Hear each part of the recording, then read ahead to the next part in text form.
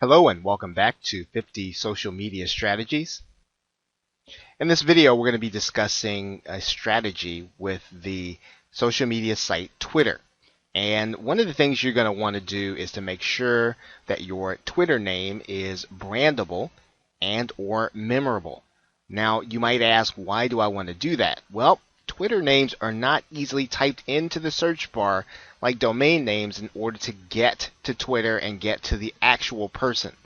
So they'll probably have to go to Twitter. And so as a result of that, you want to make sure that once they get to Twitter, that they can easily find you because your name is memorable. So you want to make sure that your name, your Twitter name, is consistent with your brand and that it's memorable.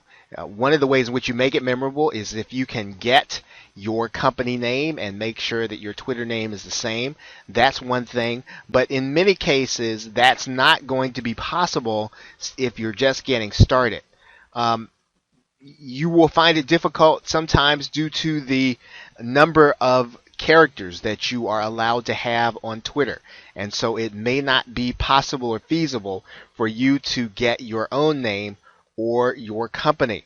So what are you going to want to do? Well, one thing that you can do is, let's say that you've already established your Twitter name.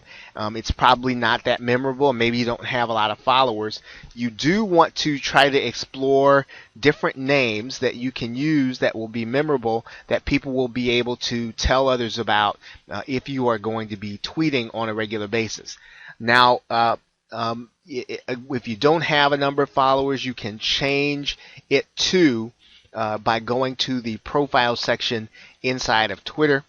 And one of the things that you'll kind of want to recognize about this is that this is the practice of Twitter users with large followings and maybe that are not so famous. So take a look at your Twitter name and then make sure that it is something that will it doesn't have to necessarily attract attention, but it should be something that is easily remembered and not difficult. And once again, if you're fairly new to Twitter and you don't have a lot of followers and you're not going to lose a lot by changing the name, well, by all means, change the name. Okay, so with that, thanks, and I will see you in the next strategy.